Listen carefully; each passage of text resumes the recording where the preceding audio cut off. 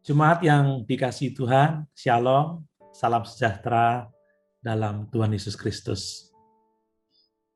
Renungan firman Tuhan saat ini masih dalam tema waspadalah terhadap guru-guru palsu. Ini adalah bagian yang kelima dan bagian yang terakhir.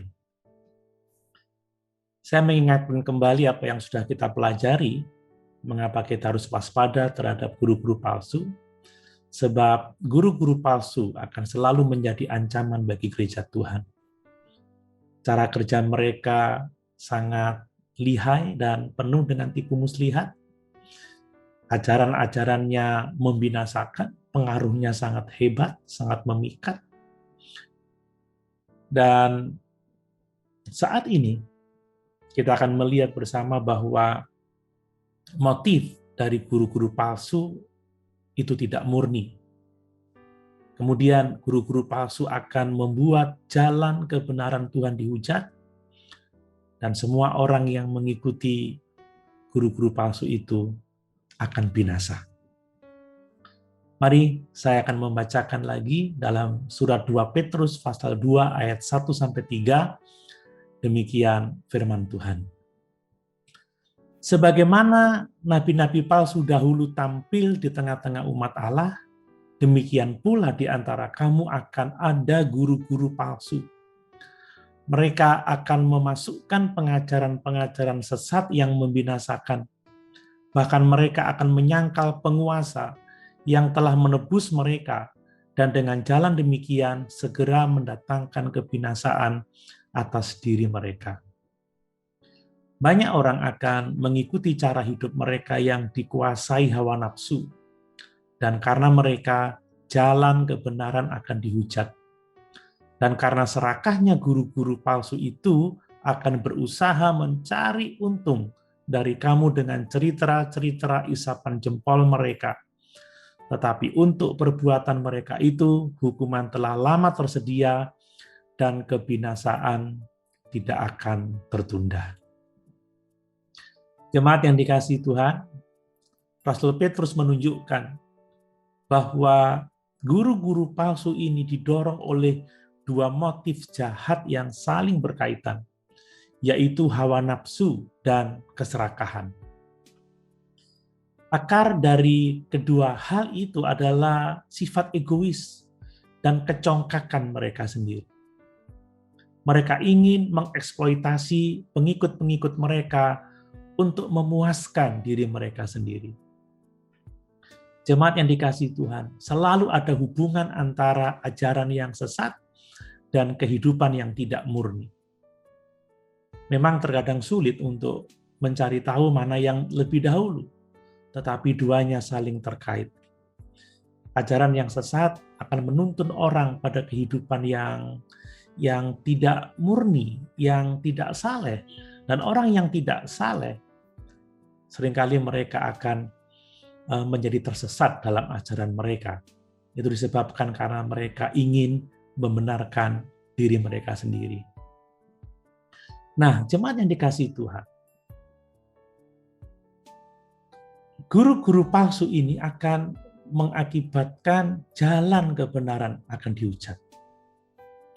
Iman Kristen adalah jalan kebenaran karena Yesus sendiri berkata, "Akulah jalan, kebenaran, dan hidup." Tetapi ketika seseorang mengaku Kristen, dan terutama yang mengaku itu adalah seorang pemimpin Kristen, dan tidak hidup sesuai dengan kebenaran firman Tuhan, maka orang-orang lain, orang-orang yang tidak percaya akan mengejek dan mengabaikan kebenaran. Perhatikan saja para pengkhotbah-pengkhotbah televisi yang hidupnya bergelimangan dengan harta, tetapi dengan cara mengambil keuntungan dari pengikut-pengikut mereka. Dan mereka terus berusaha untuk memperoleh keuntungan yang lebih besar. Dan tidak jarang orang-orang seperti itu terpapar dosa-dosa yang sangat memalukan dan menyebabkan dunia mengejek kebenaran Tuhan. Kita harus menjauhi semuanya itu. Nah, jemaat yang dikasihi Tuhan, Rasul Petrus juga menyatakan bahwa orang-orang yang mengikuti guru-guru palsu ini akan mengalami kebinasaan kekal. Rasul Petrus menulis, hukuman telah lama tersedia dan kebinasaan tidak akan tertunda. Dalam 2 Petrus 3 ayat yang ke-7, tentang hari penghakiman dan kebinasaan orang-orang fasik, itu sudah sungguh sangat nyata. Jemaat yang dikasihi oleh Tuhan, kebinasaan orang fasik itu menunjukkan pada hukuman kekal di dalam lautan api yang menyala-nyala. Itu adalah kematian yang kedua. Saudara bisa membaca di dalam Matius 24 ayat 46, Wahyu 17 ayat yang ke-8, ayat yang ke-11, Wahyu 20 ayat 14, ayat 15, dan juga Wahyu 21 ayat yang ke-8. Fakta bahwa penghakiman orang-orang jahat ini berasal dari masa lalu, itu berarti bahwa Tuhan menyatakan penghakimannya atas guru-guru palsu dalam perjanjian lama berabad-abad sebelumnya. Jemaat yang dikasihi oleh Tuhan, ungkapan kebinasaan tidak akan tertunda. Ini menggambarkan bahwa kebinasaan itu seperti algojo, selalu siap untuk menjalankan hukuman Tuhan atas mereka yang mengajar dan mengikuti ajaran-ajaran palsu.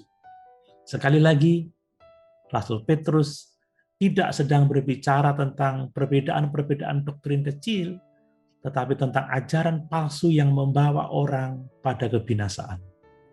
Rasul Petrus menulis, semuanya ini untuk memperingatkan kita, agar kita tidak terbawa oleh ajaran-ajaran dari guru-guru palsu yang membinasakan. Jemaat yang dikasihi Tuhan, guru-guru palsu dewasa ini sangat banyak. Ajaran mereka jahat karena akan menuntun orang-orang yang mengikutinya kepada kebinasaan kekal. Pengajaran yang sesat jelas-jelas tidak netral. Ini bukan hanya penyimpangan kecil, tetapi itu membinasakan. Mari kita waspada terhadap guru-guru palsu, agar kita semua tetap ada di dalam keselamatan yang disediakan oleh Tuhan Yesus Kristus yang sangat kita kasih dan mengasihi kita. Puji Tuhan, Tuhan Yesus memberkati.